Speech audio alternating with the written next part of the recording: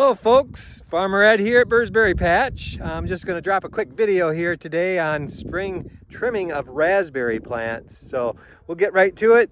I notice I've got a few bees bothering me here today, so you can tell it's kind of a warm day out here and good time to get these berries trimmed before the new growth starts. So here's the steps on doing so. The first thing I do when I'm trimming back the raspberries is I first remove what we call the drip line. That's the drip line for providing water to the raspberries during the summer growing season.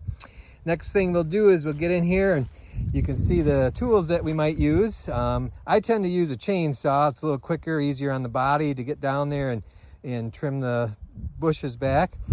Some people here will actually go through and they'll use, this is called a rice knife. And basically that rice knife, you can just come in and it'll just take and trim the branch off like that.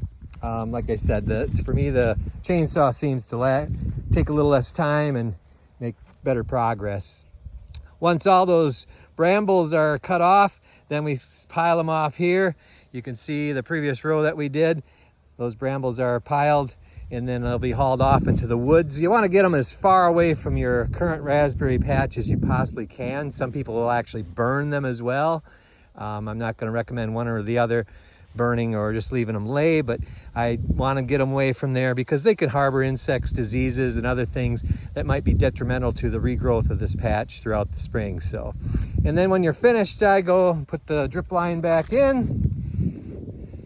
See up and down the row there, and it's ready for this spring's growing. And just a little reminder, these raspberries are what we call primocane raspberries, or some call them everbearing. If you were to actually leave the stems grow this summer, you're actually going to get some production in early summer, and then also a lot of the new growth coming out of the ground will produce a fall crop. That's why they call it an everbearing.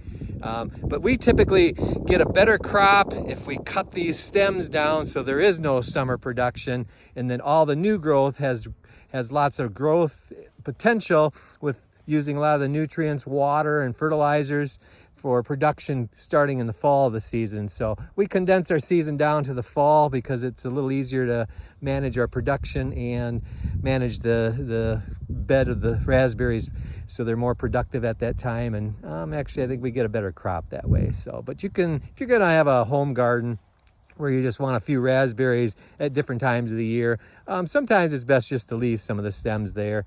But we're gonna go through and clean them all out, and hopefully by the end of April, they'll start seeing some growth in here and do a little fertilizing and get ready for picking this fall.